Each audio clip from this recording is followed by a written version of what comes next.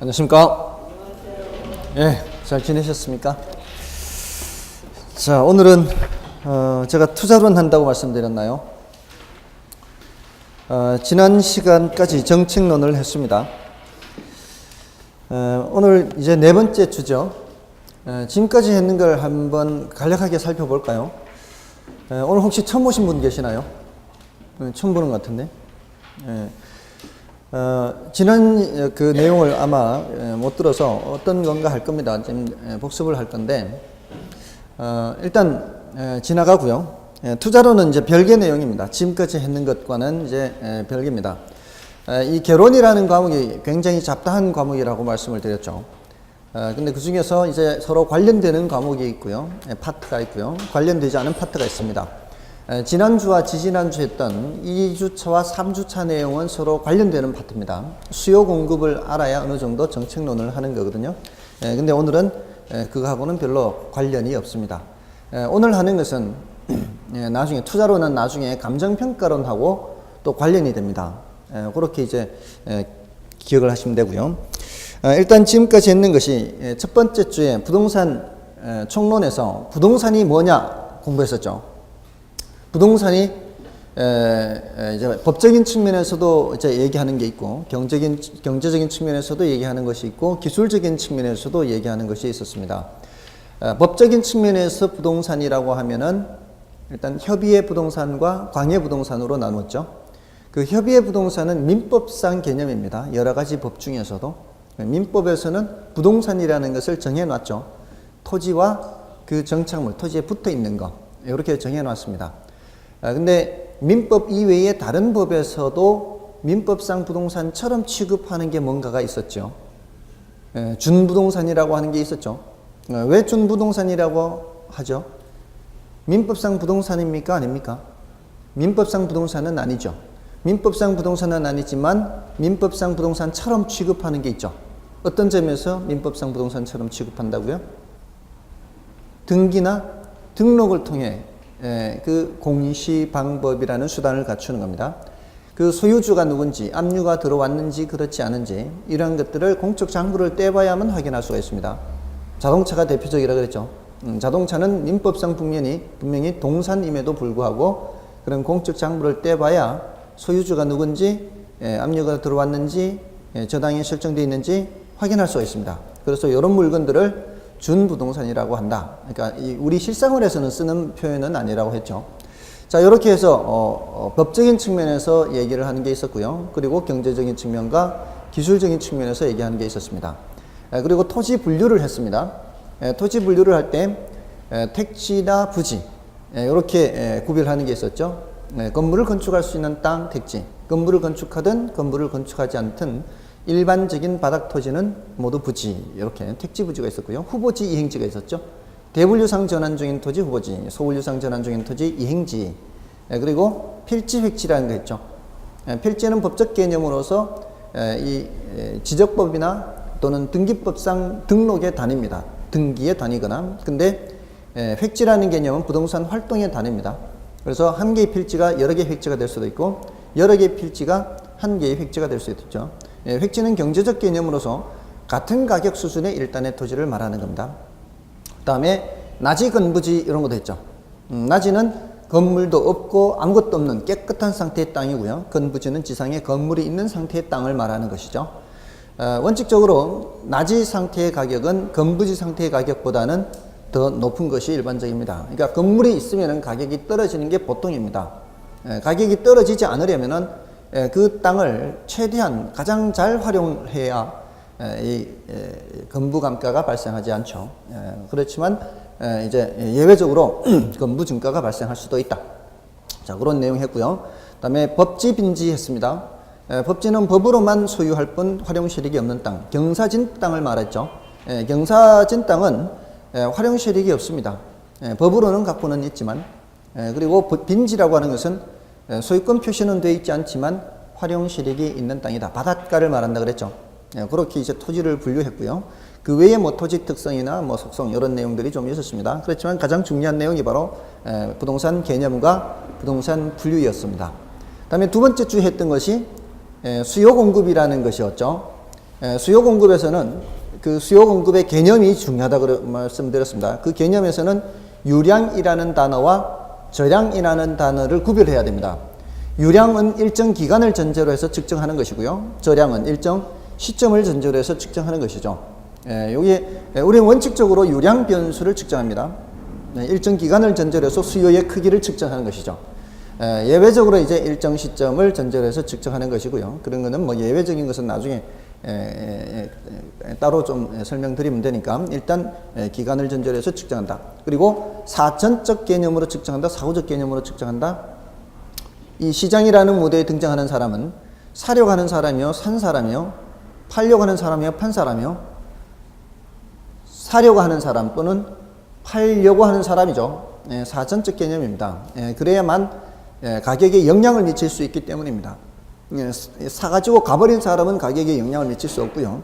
팔고 가버린 사람은 영향을 미칠 수 없습니다. 사려고 하는 사람이 얼마나 등장하느냐, 팔려고 하는 사람이 얼마나 등장하느냐에 따라 가격이 영향을 받기 때문에 수요하고자 하는 사람, 공급하고자 하는 사람을 측정하는 겁니다. 이거는 따로 질문을 하지는 않는다고 말씀을 드렸죠. 그렇지만 항상 여러분들이 이 시장이라는 무대에 수요자와 공급자들이 등장한다면 이 사람들은 사려고 하는 사람들이고 팔려고 하는 사람들이지 산 사람과 판 사람은 아니라는 겁니다. 그리고 유효 수요, 잠재 수요 중에서 유효 수요만 측정한다고 했습니다. 시장이라는 무대에 등장할 때는 구매 의사만 가지고는 살 수가 없습니다. 돈도 들고 들어와야 되죠.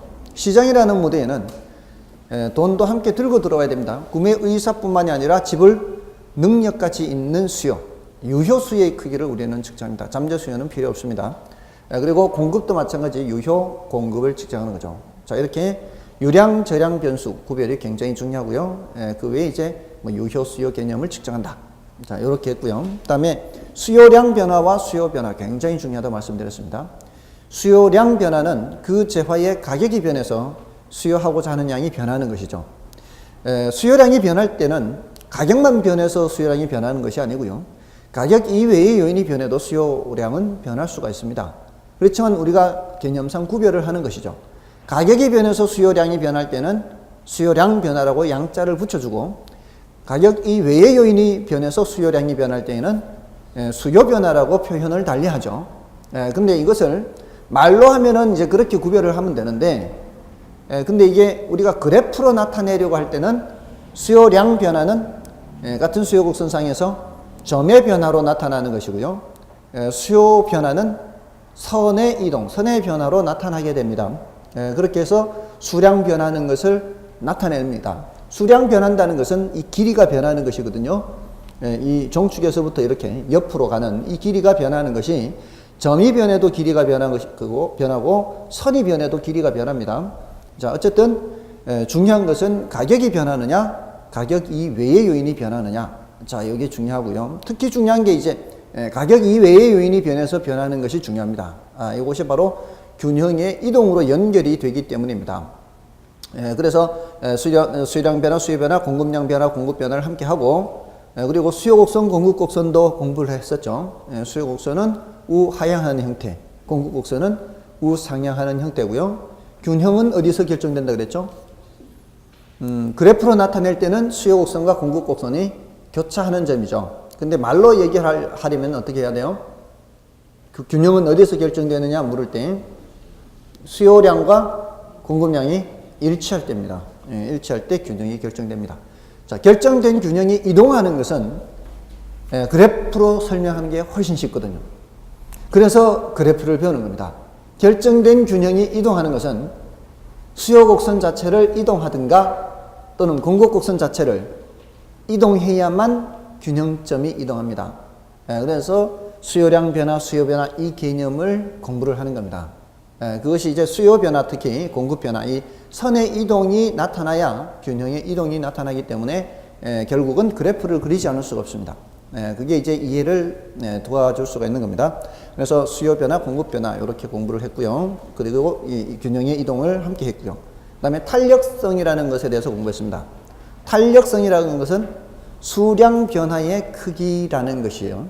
수량이 많이 변하면 탄력성은 크고요. 수량이 적게 변하면 탄력성은 작게 됩니다.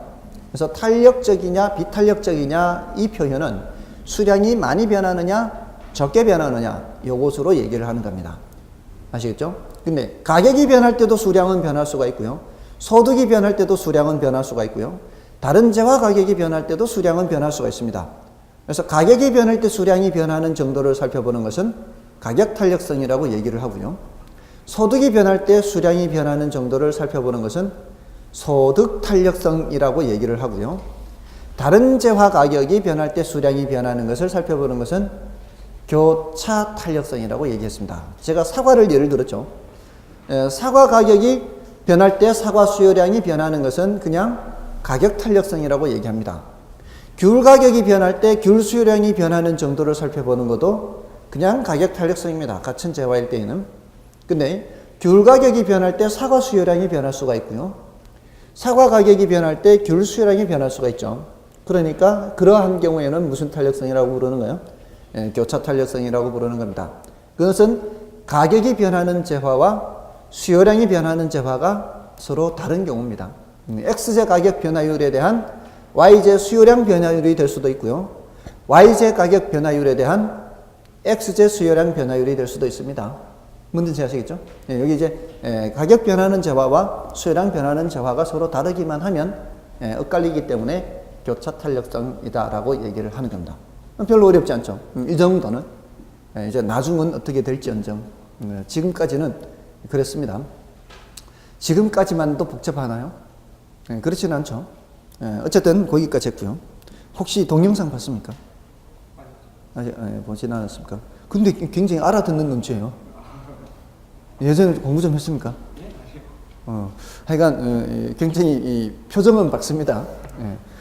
다음에 이제 지난주에 했는 게 정책론이에요. 그 외에 그리고 이제 우리 시장론도 했죠. 시장론이나 경기변동론 이런 것도 했는데 경기변동론은 나중에 이제 전체의 큰 흐름과는 크게 관계가 없고요. 시장론에서 이 흐름에 관계가 있는 게 있었어요. 시장 하면 이제 추상적 시장, 구체적 시장인데 우리는 원칙적으로 추상적 시장을 살펴봅니다. 근데 그건 이제 흐름과 큰 관계가 없고요. 흐름과 관계가 있는 것이 바로 시장의 기능이었어요. 자본주의 사회와 사회주의 사회를 말씀을 드렸죠. 자본주의 사회에서는 자원 배분을 누가 담당하고요? 시장이 담당한다고 말씀을 드렸죠. 근데 사회주의 국가에서는 정부가 자원을 배분한다 그랬죠. 근데 이 시장한테 자원 배분 기능을 맡겨놨는데도 불구하고 시장이 그 기능을 제대로 못하면 어떻게 해야 돼요? 그때는 정부가 개입을 해야 되는 거거든요. 그래서 이제 정책이라는 게 나오는 겁니다. 그래서 시장이 자원을 효율적으로 배분하지 못하는 현상, 이게 무슨 현상이에요? 시장 실패라는 겁니다. 시장 실패가 발생할 때 이것을 수정하기 위해서 정부가 개입하는 게 하나의 측면이 있고요. 이것은 효율성 측면입니다. 효율성. 자원 배분을 효율적으로 하기 위한 것이고요. 그리고 자본주의 사회는 원천적으로 형평성을 민간이 고려하지 않습니다. 시장에서는 형평성을 고려하지 않습니다. 그러니까 소득 수준이 낮다고 해서 그 사람한테 싸게 받고 소득 수준이 높다고 해서 그 사람한테 비싸게 받고 이렇지 않죠. 상품의 가격은 누구에든 똑같습니다. 자, 그러니까 소득 수준이 낮은 사람은 충분한 재화를 구매할 수가 없습니다. 소득이 낮기 때문에. 근데 이러한 사람들에 대해서 민간에서는 해결을 못하니까 어떻게 해야 돼요? 정부가 하는 수밖에 없죠. 정부가 이런 측면에서 개입하는 것은 어떤 측면이라고 그래요? 형평성 측면이라고 얘기합니다. 그러니까 자원 배분 측면은 효율성 측면이라 하고요. 소득 분배 측면은 형평성 측면입니다. 사실은 이게 어디까지가 공평하냐, 공평하지 않느냐가 어렵습니다. 형평성으로 가자면 굉장히 어려워집니다. 왜냐하면 이 사람이 일을 많이 안 해서 일을 많이 안 하고 공부도 많이 안 하고 이렇게 해서 소득 수준이 낮아요. 공부를 많이 하지 않아서 소득 수준이 낮다. 이거는 안 할 수도 있고요. 공부를 많이 안 해도 돈 잘 버는 사람 많죠. 근데 서양이나 우리나라나 이 통계 자료들을 보면은 대졸자들의 평균 임금이 고졸자들의 평균 임금보다 평균적으로 높습니다. 평균적으로. 그러니까 모든 경우에 그렇지는 않습니다. 고졸자의 소득이 대졸자의 소득보다 높은 경우도 얼마든지 이 사례를 들려면 들 수는 있습니다. 근데 평균적으로는 고졸자보다 대졸자 이렇게 돼요. 그러니까 사람들이 너도 나도 머리를 싸매고 그냥 박 터지게 그냥 대학교를 들어가려고 하는 거죠. 바로 그런 이유 때문입니다. 사실은 이게 이 격차가 우리나라가 굉장히 심한 편이거든요. 서양에 비해서. 서양은 그래도 덜한 편이거든요. 이게 소득 격차가. 그러니까 소득 격차가 덜한 편이니까 걔네들은 굳이 그렇게까지 뭐 이렇게 대학을 들어가려고 하지는 않습니다. 근데 우리나라는 그게 격차가 크니까 그렇게 된 거죠. 이 우리나라는 고졸 대졸의 격차도 크고요. 그다음에 남녀 격차가 또 있습니다. 그런 것들은 좀 없어져야 되는 것들이죠. 물론 이제 고졸과 대졸이 이게 단지 학력의 차이라면은 굳이 그런 차이를 둘 필요가 없고요. 그로 인한 능력의 차이라면은 분명히 또 차이를 두는 것은 합리적인 차이라고 할 수 있죠. 이게 이제 차별이라는 게 있고요. 차이라는 게 있습니다. 차별은 똑같은 조건인데도 다르게 취급하는 것은 차별이 되겠죠. 근데 차이라는 것은 서로 다른 조건이니까 당연히 달리 취급하는 것이죠. 근데 이게 막상 쉽지가 않습니다. 굉장히 어렵습니다. 그래서 형평성이라는 게 굉장히 어려워요. 그렇지만 분명한 것은 지나치게 이게 빈부격차가 벌어지게 되면은 사회 혼란을 가져올 수가 있거든요. 그런 측면에서는 정부가 개입할 필요가 있어요. 그리고 그 소득이 낮은 게 개인의 의사와 관계없이 그럴 수 있습니다. 여러분들 20대 때 이제 첫 직장 잡아가지고요. 한 20년간 한 직장에서 계속 같은 일만 반복했다고 생각해 보십시오. 이 사람이 알고 있는 것은 그 직장에서 하는 일밖에 모릅니다. 그런데 정부의 어떤 정책으로 인해서 그 회사가 구조조정이 될 수가 있거든요. 예를 들어서 지금 FTA 말씀 많이 하죠. 이 신문지에서 FTA 많이 얘기합니다. 그럼 FTA를 한다면은 혜택을 보는 업종이 있고 손해를 보는 업종이 있죠. 혜택을 보는 업종은 주로 수출 기업들입니다. 우리나라가 경쟁력을 갖고 있는 수출 기업들. 이런 기업들은 수출이 무관세로 이렇게 많이 팔립니다. 근데 손해를 보는 업종도 있죠. 어떤 업종이에요? 농산물이나 축산물. 이와 관련된 업종도 마찬가지겠죠. 이와 관련된 업종들은 많이 소득 수준이 떨어질 겁니다. 자, 그러면 이 FTA라는 게 정부 정책에 의한 것이지 않습니까? 그것 때문에 지금 구조조정돼 가지고 지금 내가 잘리게 생겼습니다. 이거는 나의 의사와 관계가 없습니다. 내가 열심히 일을 안 해서 내가 돈을 못 번다면은 내가 할 말이 없지만 나는 일을 열심히 하고 싶어도 정부의 어떤 큰 방향이 달라지기 때문에 내가 일자리를 잃거나 이렇게 됐을 때는 이런 사람들이 이제 그 자리를 잘리면은 딴 데 가서 할 일이 없습니다. 그럴 때는 정부가 이 사람들을 재교육을 시켜야 되거든요. 재교육시키고 다시 취업할 수 있도록 알선도 해줘야 된단 말이에요. 그런데 비용이 발생한단 말입니다. 그런 비용은 당연히 정부가 부담해야 되죠. 근데 정부는 어디서 돈이 나옵니까? 당연히 세금 걷어야 되죠. 근데 그 세금은 소득 수준이 높은 사람이죠. 그걸로 혜택을 보는 업종입니다. 그러니까 전기, 전자, 자동차 이런 업종이 FTA를 통해서 혜택을 본다면은 그쪽에 세금을 더 매겨야 되는 거죠. 그래서 혜택을 보는 쪽에서 세금 걷어서 손해를 보는 쪽에 더 그렇게 지원을 해야 됩니다. 이런 거는 단지 효율성의 문제가 아니다 이 말입니다. 형평성 측면에서 그런 정부가 일을 해야 된다 이 말입니다. 그래서 크게 지난주에 정책론에서요. 정부가 시장에 왜 개입하느냐 이렇게 물으면은 어떻게 대답해야 돼요? 하나는 효율성 측면에서 개입하는 거고요. 하나는 형평성 측면에서 개입한다. 왜 개입하느냐 물을 때는 그렇게 대답해야 돼요. 효율성 측면에서 개입하는 것은 자원 배분의 효율성이고요. 형평성 측면에서 개입하는 것은 소득 분배의 형평성입니다. 그러니까 주로 저소득층과 관련된 이런 정책들은 무슨 측면의 정책이에요? 형평성 측면의 정책입니다. 주로 주택 정책에 그런 게 많습니다. 우리 부동산 정책에. 그래서 공공임대주택 공급이라든가 임대료 보조라든가 이런 것들은 모두 다 형평성 측면의 정책입니다. 근데 자원 배분의 효율성 측면에서 정부가 개입하는 것도 있습니다. 예를 들어서 뒤죽박죽. 여기는 뭐 공장도 있고 또 돼지우리도 있고 제가 말씀드렸죠. 제가 예전에 살던 어렸을 때 살던 동네 엿공장도 있고 상가도 있고 주택도 있고 뒤죽박죽으로 이용되는 것은 결코 효율적으로 이용되는 것이 아니죠. 이렇게 효율적으로 이용되는 되지 못하는 이런 상태를 없애기 위해서 여기는 주거지역, 여기는 상업지역, 여기는 공업지역 이렇게 구획을 나눈단 말이에요. 이게 바로 뭐예요?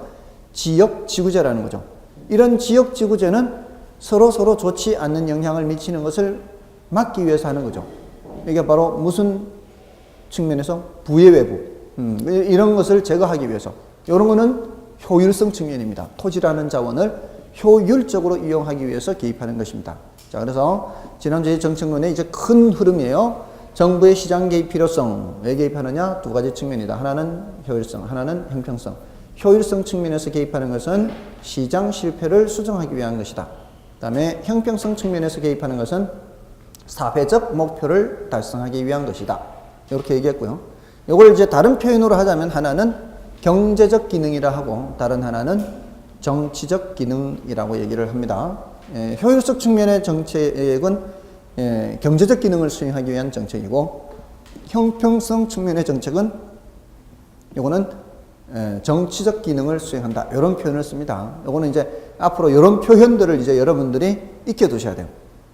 문제에서 출제될 때는 그런 이제 학문에서 사용하는 표현으로 출제가 되니까.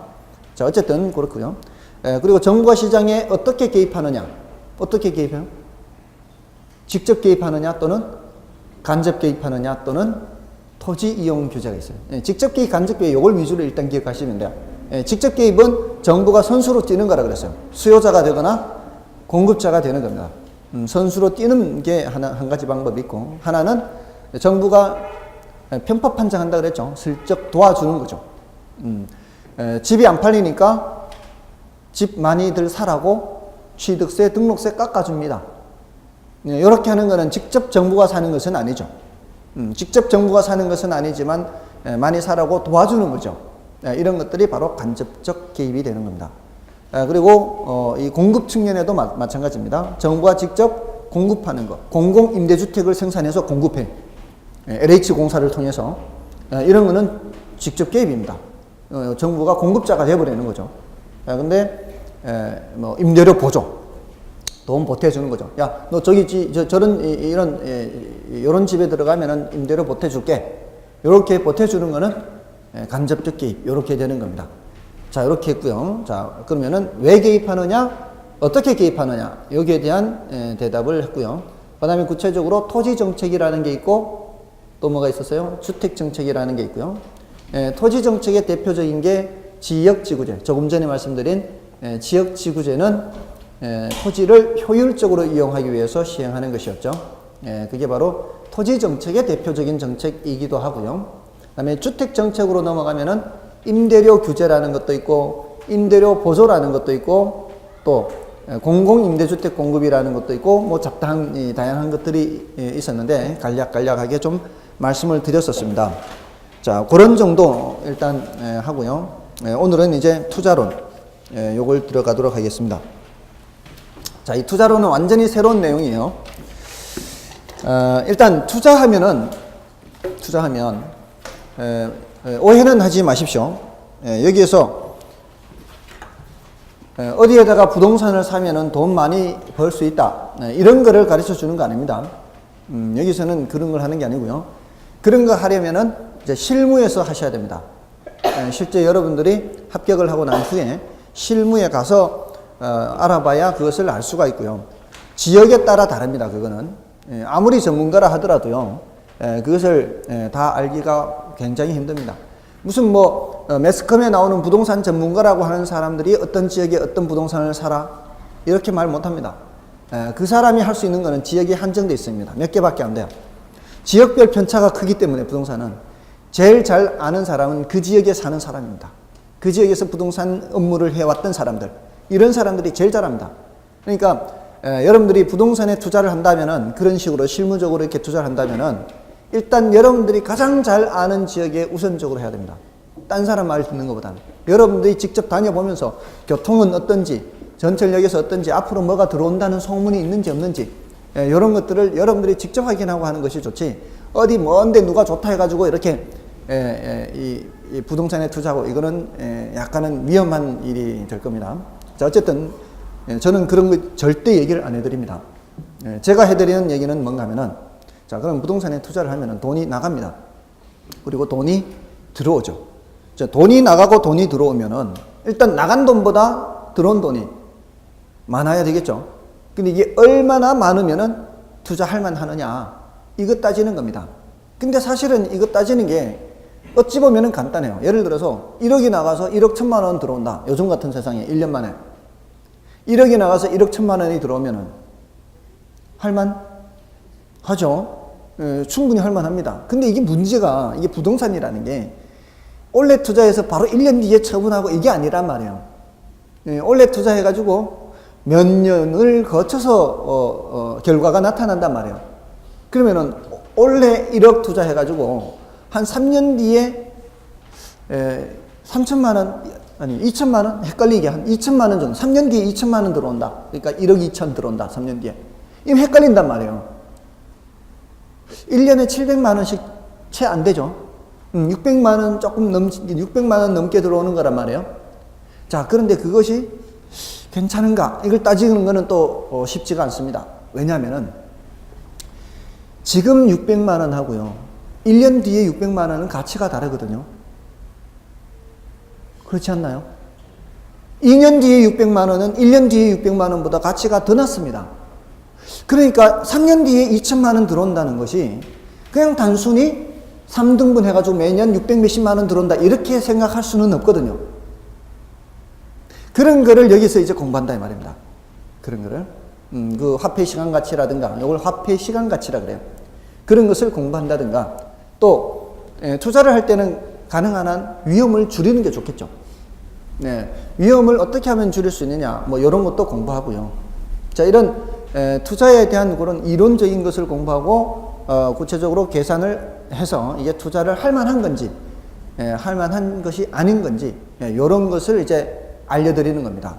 그래서 이것을 잘 배우시는 분들은 나중에 중개 실무를 하실 때 브리핑을 잘 하실 겁니다. 브리핑을 잘 하면은 바로 소문이 날 수 있죠. 제가 중개 사무소를 가보면 이게 잘하는 사람인지 못하는 사람인지가 바로 드러납니다. 그 정말 옛날 방식으로 하는 사람도 있고요. 근데 그게 어쩌면 그 사람이 지금쯤은 문을 닫았을지도 몰라요. 제가 봤을 때는. 워낙 못하니까, 그렇게 하면 안 되니까. 제가 물건 좀 알아봐 달라고 미리 전화를 했어요. 어떤 가격대에 방 몇 칸에 이 버스 정류소나 전철에서 거리는 어느 정도. 요거를 뭐라고 하는가 하면은 이제 나중에 중개사법에서도 배우실 겸 소구점이라고, 소구점. 고객이 요구하는 포인트. 고객이 요구하는 포인트를 이제 제가 얘기를 해 줬단 말이에요. 근데 이제 중개사무소를 갔는데 저보고 타래요. 탔어요. 가면서 전화하는 거예요. 거기 방 볼 수 있냐고. 지금 못 본대요. 방향을 돌려요. 또 전화해요. 거기 방 볼 수 있냐요. 볼 수 있대요. 근데 가는 방은 제가 원한 방이 아니에요. 이런 사람이 아마 지금까지 아마 못하고 있을 겁니다.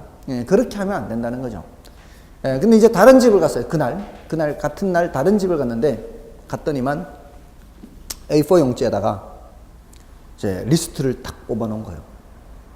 제가 원하는 방 개수에, 제가 원하는 가격대에, 제가 원하는 지하철역이나 정류소서부터 거리에 해당하는 물건을 리스트를 뽑아서 그 중에 오늘 볼 수 있는 거는 요거 볼 수 있습니다. 이렇게.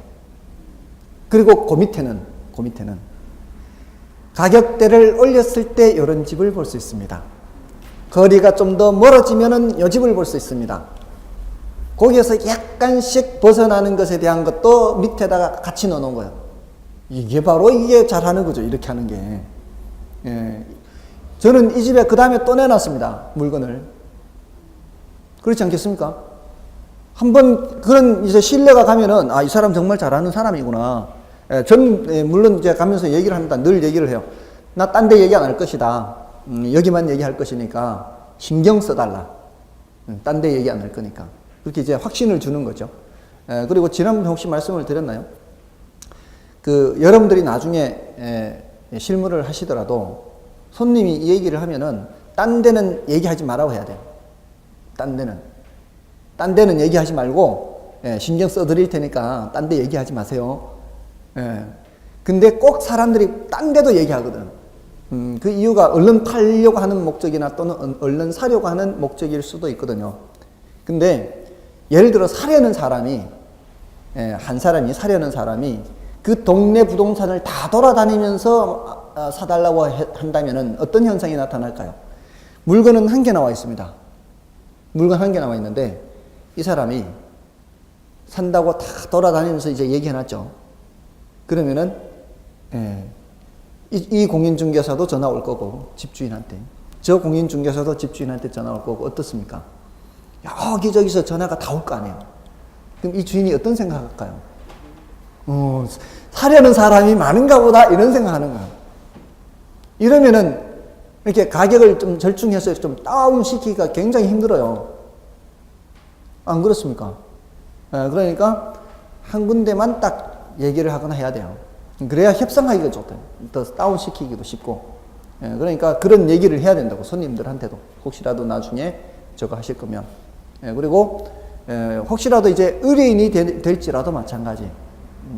다른 데 얘기 안 한다고 확실하게 이제 다짐을 받아놓고 하면은 조금은 더 나을 수 있습니다. 더 절충하기가 더 쉬워질 수 있고요. 자, 어쨌든 그런 이제 업무 처리를 하는 거 보면은 이 사람이 잘하는 사람이다, 못하는 사람이다, 이런 게 나옵니다. 그래서 이런 투자론을 공부를 좀 하시면 특히 사무용 부동산, 주택보다는요 사무용 부동산에 대한 브리핑을 잘 할 수가 있습니다. 왜냐하면 사무용 부동산, 이게 업무용 부동산이죠. 수익성 부동산, 특히 수익성 부동산이죠. 수익성 부동산은 투자하는 사람이 다 뭐에 관심 갖는 거예요? 수익이죠, 수익. 그러니까 수익을 계산을 해줘야 되거든요. 분명히 투자론에서 수익을 계산해 줬습니다. 수익을 이렇게 계산하라고. 근데요, 지나고 나면은 이거 어떻게 계산해요? 하면서 팩스로 또 보내옵니다. 분명히 가르쳐 줬는데도 불구하고. 그럼 뒤늦게 얘기해 주면은 이거 그때 이렇게 배웠는 거 맞냐고. 뒤늦게 딴 얘기합니다. 분명히 가르쳐 줬는데도 불구하고 투자론에서는 그런 것을 공부하는 거예요. 그러니까 이걸 잘 들어두셔야 돼요. 전월세만 하면은 별 필요 없어요. 합격하면 까먹어도 되는데 전월세만 하는 것이 아니라 그런 업무용 부동산, 수익성 부동산에 대한 브리핑을 하기 위해서는 이걸 좀 잘 들어두시기 바랍니다. 그리고 요거를 잘하는 사람을 거의 못 봤습니다. 그러니까 이걸 하는 사람도 저한테 이렇게 팩스를 보내서 이렇게 물어볼 정도니까, 그렇게 자세히 안 해도 돼요. 사실은 그렇게 자세히 안 해도 되고요. 어지간한 정도만 해도요. 그 고객을 설득만 시킬 수 있으면 되잖아요. 그런 정도의 브리핑만 하면 되는 거예요. 전문가적인 것은 할 필요 없어요. 제가 생각하기에는 한 100억대 이상 되면은 좀 자세한 분석을 해야 되지 않나 이런 생각을 했거든요. 이 물건의 가격이. 그러니까 10억대 정도, 두 자릿수 억짜리는 굳이 자세한 분석이 필요 없을 것이다 라고 생각을 했었는데요. 지하철역에서 우연히 이제 수험생 분을 만났어요. 합격생이 아니고 수험생분이. 이제 중도에 공부를 그만둔 분이에요. 근데 실무를 해요. 실무를 하는데 공부를 계속 못 하시냐니까 바빠서 못 하겠대요. 지금 실무하는 게 바빠서. 더구나 제가 만났을 그 당시에는 강남에 1000억대 부동산을 지금 작업하고 있는 중이래요. 1000억대. 그래서 제가 여쭤봤어요. 그 정도면은 좀 분석을 잘 해야 되지 않냐, 브리핑을. 그렇게 잘 안 해도 된대요. 그렇게 자세한 분석까지는 필요 없대요. 우리가 하는 이런 분석, 자세한 분석 다 하거든요, 우리는. 근데 그거 자세한 분석까지 흡수할 수가 없고요. 우리는 그냥 중간 정도만 하면 되는데 고객이 이해를 못 한대요. 고객이 자세한 분석을 하면. 그러면 또 그게 안 되니까 안 되는 거예요. 그러니까 고객이 이해하는 수준의 만큼만 하면 되는 거예요. 적당한 수준. 근데 그게 적당한 수준이 우리 수준으로 보면은 난이도가 중간 수준이에요. 중간 수준. 난이도가 높은 수준까지 안 넘어가요. 그러니까 충분히 할 수가 있는 거죠. 그러니까 잘 들어두시라고요. 자, 일단 투자라는 개념이요. 투자라는 개념이 이제 첫 번째 페이지에 그 있죠. 부동산 투자의 개념이 있죠. 부동산 투자의 개념에서 부동산 투자란 확실한 현재 소비를 희생하여 장래의 불확실한 수익의 획득을 목적으로 부동산의 자본을 투입하는 행위 또는 장래의 불확실한 수익과 현재의 확실한 소비를 교환하는 행위라고 말할 수 있다. 이렇게. 자, 그러니까 결국은 투자라는 건요. 이거는 현재의 확실한 소비요. 확실한 소비. 현재 확실한 소비하고 미래의 불확실한 뭐 하고요? 수익하고 이걸 교환하는 거예요. 지금 내가 돈을 모아놨잖아요. 지금 이 모아놓은 돈을 써버릴 수도 있는 그 돈을 써버리지 않고 소비하지 않고 미래의 불확실한 수익을 얻기 위해서 이걸 교환하는 행위죠. 이렇게. 잘 되면은 크게 수익을 얻는 거고 못 되면은 이제 손해를 볼 수도 있는 거죠. 근데 이제 보통 투자라고 하면은 위험한 곳에 자금을 투입하는 행위를 말해요. 위험. 정기예금에 가입하면서 이걸 투자한다고 얘기하지는 않는단 말이에요. 그렇게 일단 봐주시고요. 자, 그럼 이제 부동산 투자의 장단점 하는 게 있죠. 여러 가지가 있죠. 자, 여러 가지가 있는데 부동산 투자의 장단점 해서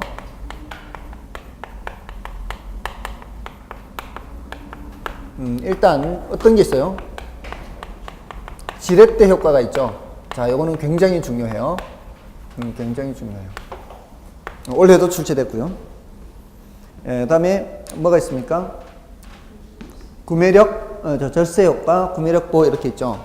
이 절세 효과는 뭐 그렇게 중요한 주제는 아닙니다. 절세 효과는 그렇게 중요한 주제가 아니고요. 다음에 세 번째, 구매력 보호라는 게 있죠. 요거는 상당한 장점이 될 수 있습니다. 다음에 네 번째는요, 그 소유의 긍지와 만족 뭐 이런 게 있죠. 소유의 긍지. 이거는 뭐 별로 중요한 주제는 아니고요. 그 다음에 소득 이득과 자본 이득을 향유할 수 있다. 자, 이거는 특별한 장점이라기보다는 지금 요 세 가지는 이거는 뭐 이 자체가 중요도가 높고요. 요 세 가지예요. 이렇게. 나머지 두 개는 단어 뜻을 알아두는 정도면 돼요. 일단 얘네들은 이제 용어 정리만 하면 되니까 구매력 보호라고 하는 것은 뭔가 하면은 요거는 다른 표현으로 인플레이션 해지 그래요. 인플레이션 해지. 해지 영어니까 뭐 이렇게 하는 사람도 있고요. 그냥 해지 이렇게 하는 것도 있고요. 예를 들어서 여러분들 그 은행에 예금을 넣거나 아니면은 돈을 빌려주거나 그럼 돈을 빌려주면 내가 채권자가 되는 거예요. 돈 빌린 사람이 채무자가 되는 거고요. 1억을 빌려줬어요. 또는 1억을 예금을 했어요. 자, 그러면 인플레가 10%가 발생하면 정해진 이자 말고도 10%를 더 얹어서 받나요? 그러지 않죠. 그러지 않습니다. 자, 근데 부동산을 샀습니다. 인플레가 10% 발생한다는 얘기는 물가가 올라간다는 얘기잖아요. 물가가 올라가면은 대체로 부동산 가격도 올라가거든요. 자, 그런 경우에 1억을 가지고 예금에 가입하는 거하고 1억을 가지고 부동산을 사는 거하고 어떤 게 더 낫습니까? 부동산을 사는 게 100번 낫죠. 그런 게 바로 구매력 보호 이런 뜻입니다. 구매력 보호라는 게 이 금융자산과 실물자산으로 이렇게 크게 구별을 해요. 이런 인플레이션 해지라고 하는 것은 실물자산에서 얻을 수 있는 효과예요. 금융자산에서는 얻을 수 없고요. 실물자산에서 얻을 수 있는 그런 효과인데 이게 부동산이 대표적인 거죠. 부동산. 구리, 원유, 원유 있죠. 석유. 이런 것들이 다 실물자산이에요. 이런 정도입니다.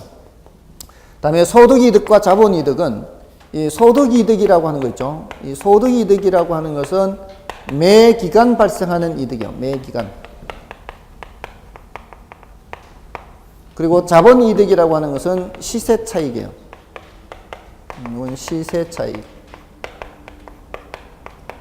이렇게. 그래서 우리가 이제 수익성 부동산을 생각한다면 원룸 주택이다.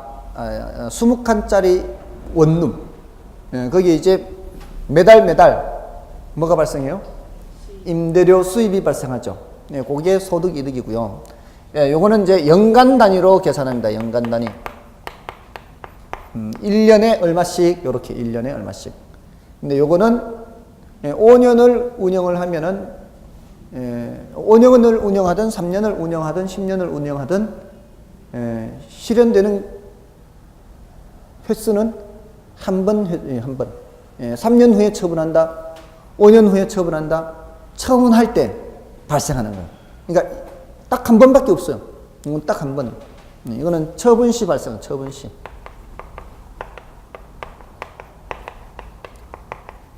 처분 시 발생합니다. 근데 계산상으로 이렇게 얘기는 할 수 있어요. 이렇게 물을 수는 있어요.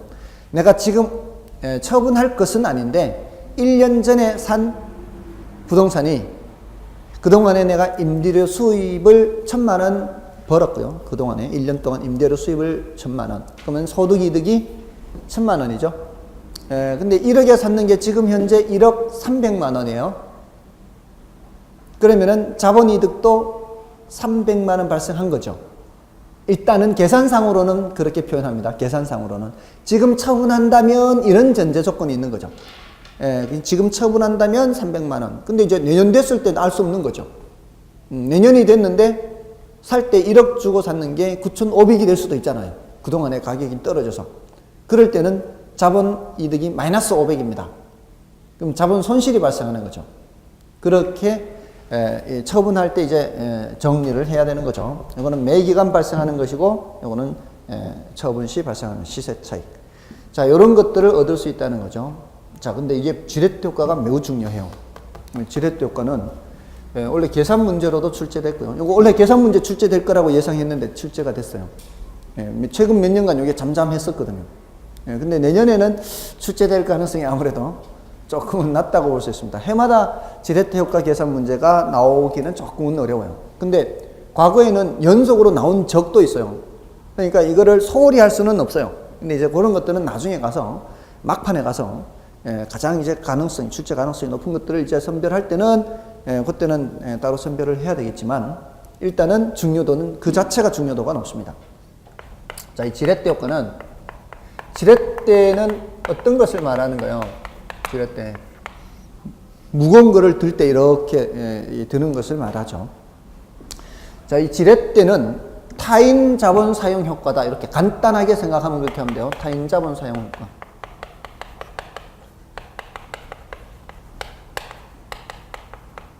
타인 자본 사용 효과. 자, 이게 이제 부동산 투자든 다른 투자든 이런 지렛대 효과가 있거든요. 제가 이제 예를 들어 보겠습니다. 저한테 지금 1,000만 원의 여윳돈이 있어요. 이거를 은행 직원이 이제 권하는 거예요. 여기 펀드에 가입하세요. 이렇게. 펀드의 수익률이 최소 10%는 될 겁니다. 지금 5년간 평균 10% 정도 되거든요.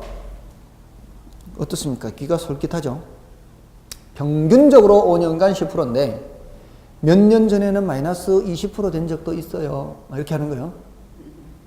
그 소리는 뭐예요? 단기적으로 본다면 잠깐 동안은 마이너스가 될 수도 있지만 그것이 결국 지금 회복돼서 연평균 10%는 됩니다. 이런 얘기를 한단 말이에요. 자, 근데 나는 요거를 한 1년 정도 갖고 있을 계획이거든요. 자, 그러면은 여러분들 같으면 어떻게 하시겠어요? 요거 1년 갖고 있을 계획이에요. 잘하면은 평균이 10%니까 잘하면은 20%가 될 수도 있고요. 잘못하면은 마이너스가 될 수도 있는 겁니다. 평균적으로 10%니까. 근데 어차피 뭐 여윳돈이고 은행에 넣어봤자 뭐 별로 수익이 얼마 안 되니까 차라리 그냥 펀드에 넣는 게 낫겠다라고 한다면 지금 몇 프로를 예상하고 넣는 거예요? 10%를 예상하고 넣는 거지 않습니까? 자, 그럼 예상대로 10%가 된다면 1년 뒤에 내 주머니에 얼마 들어오는 거예요? 1,100으로 돼서 돌아오겠죠. 원금하고 합쳐가지고. 자, 그런데 이 장밋빛을 꿈꾸는 사람의 경우에는 내가 지금 마이너스 통장도 갖고 있거든요.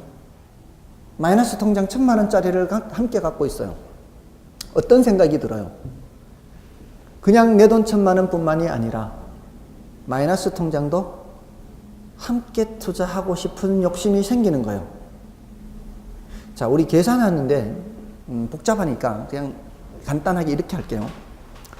앞으로 예상되는 수익률이 20%라고 할게요. 예상되는 수익률이 20%고요. 자, 근데 마이너스 통장을 사용하면은 마이너스 통장 이자를 줘야 되잖아요. 마이너스 통장의 이자율이 10%라고 생각해 보자고요.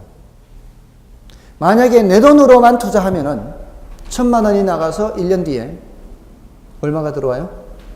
1,200이 들어옵니다. 그죠? 야, 지금 어떤 상황이에요?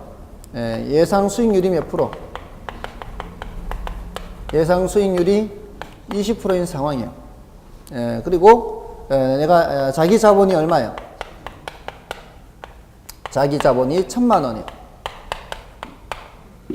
자, 이것을 투자하게 되면은 1년 뒤에 예상되는 금액이 얼마예요? 1,200만 원이 되겠죠. 예상이. 자, 근데 어떤 욕심이 생긴다고요?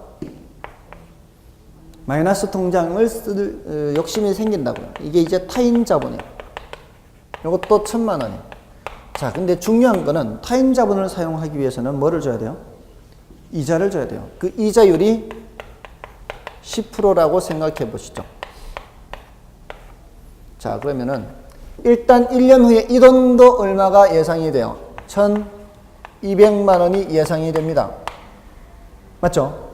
어쨌든 1,000만 원 투자하고 1,000만 원 투자하고 각각은 20%씩 예상이니까. 자, 그러면은 내 돈으로만 투자했을 때와 남의 돈을 함께 투자했을 때를 비교하자는 겁니다.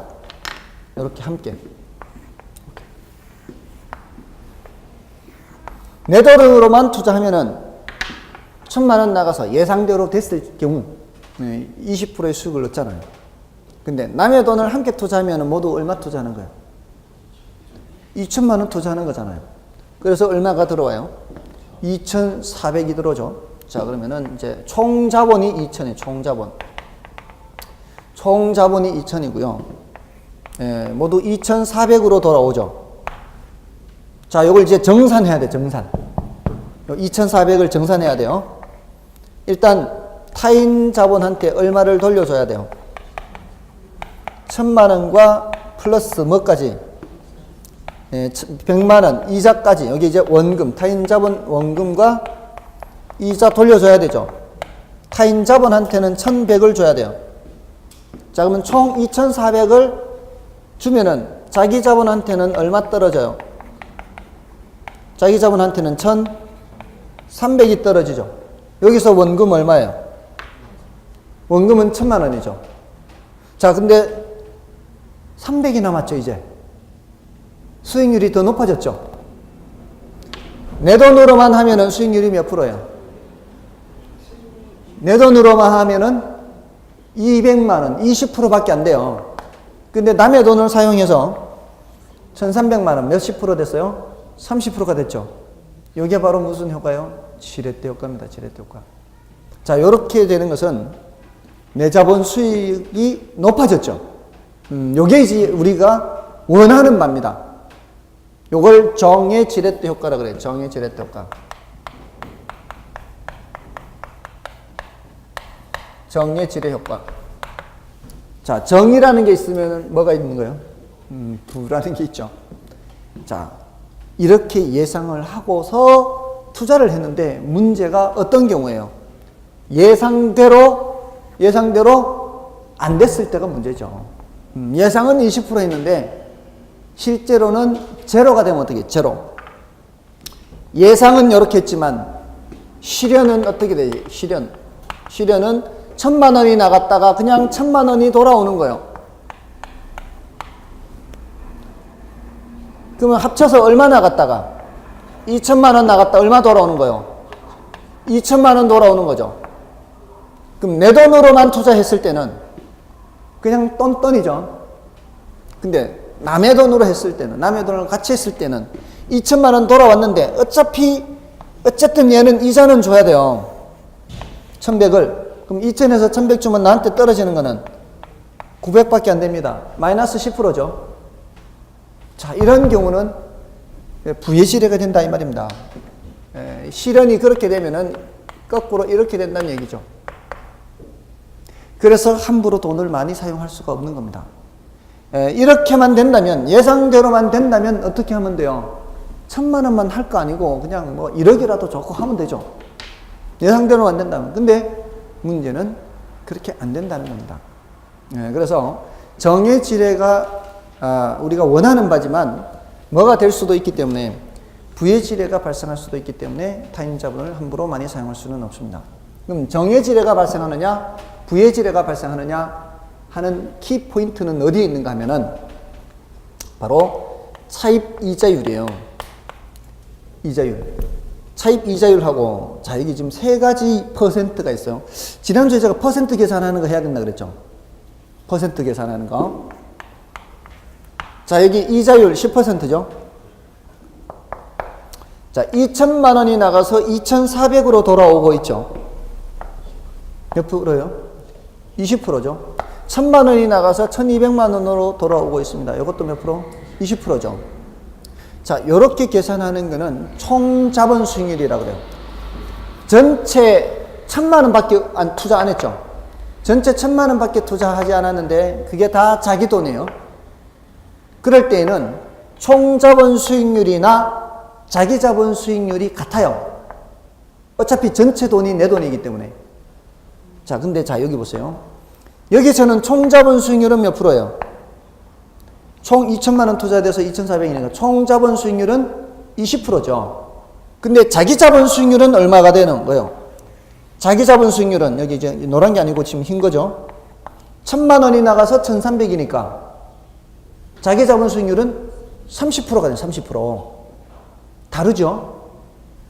여기서는 총 자본 수익률과 자기 자본 수익률이 같습니다. 남의 돈 사용했어요? 사용하지 않았어요?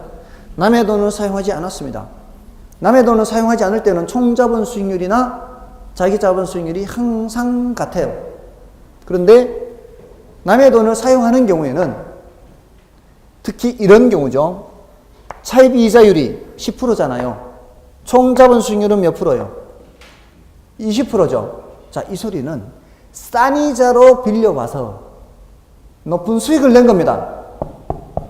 싼 이자로 빌려와서 높은 수익을 냈을 때는 그 차액만큼, 이자 주고 나는 차액만큼이 나한테 떨어지는 거예요. 그죠? 예, 남의 돈 1,000만 원 빌려와가지고 이걸 수익을 얼마 냈어요? 200을 낸 거죠. 내가 투자된 금액도 200을 수익을 냈고요. 다른 사람한테서 빌려온 것도 200의 투자 수익을 냈습니다. 근데 다른 사람한테 빌려온 돈은 100만 원만 이자 주면 되거든요. 그럼 나머지 100만 원은 나한테 떨어지는 거거든요. 그러면은 나한테는 총 300이 떨어지는 셈이란 말이에요. 그래서 30%가 된 거예요. 그래서 가장 키포인트가 뭔가 하면은 차입 이자율이 총 자본 수익률보다 높으냐 낮으냐 요거 따지는 겁니다. 총 자본 수익률이 지금 10%인 상황에서 총 자본 수익률이 몇 프로가 되면 20%가 되면 자기 자본 수익률이라고 그래. 이제 자기 자본 수익률. 자기 자본 수익률은 더 커지게 되는 거예요. 여기서는 30%가 됐죠. 남의 돈을 1,000만 원만 사용했기 때문에 여기가 30%가 된 거예요. 남의 돈을 2천만 원 사용하면은요, 여기가 40% 됩니다. 남의 돈을 3천만 원 사용하면 여기가 50% 이렇게. 남의 돈을 사용 많이 하면 많이 할수록 점점 커지는 겁니다. 예, 이게 이제 정의 지뢰 효과를 말하는 거예요. 부의 지뢰 효과는 결과적으로 어떻게 되는 거예요? 이런 거를 노리고 남의 돈을 사용했지만 차입 이자율이 더 높을 때 문제가 되는 거라고요. 차입 이자율이 총 자본 수익률보다 더 높으면 자기 자본 수익률, 다른 말로 지분 수익률이라고 그래요. 다른 말로 자기 자본을 지분이라고 그래요. 지분 수익률이 더 낮아지게 됩니다. 아까는 마이너스 10% 됐죠. 여기가 10%인데 총 자본 수익률이 제로가 돼버리니까 여기는 마이너스 10이 돼버렸잖아요. 이런 거는 부의 지뢰 효과 이렇게 되는 겁니다. 예외적으로 어떤 게 있을 수도 있어요? 0의 지뢰가 있을 수 있겠죠. 0의 지뢰는 이자율만큼의 수익률을 낸 거죠. 남의 돈을 빌려와서 이자 얼만큼의 수익률을 내면은 남의 돈을 사용하지 않은 것과 같은 결과가 됩니다. 그런 거를 영의 중립적 지뢰 이렇게 표현을 합니다. 굉장히 중요합니다. 다음에 이제 부동산 투자의 단점은 뭐 그렇게 중요한 것은 아닙니다. 그건 뭐 참고로 보시면 되고요. 이건 뭐 어려운 것도 아니고요. 다음에 좀 쉬고요. 그 위험과 수익 요걸 좀 살펴보겠습니다.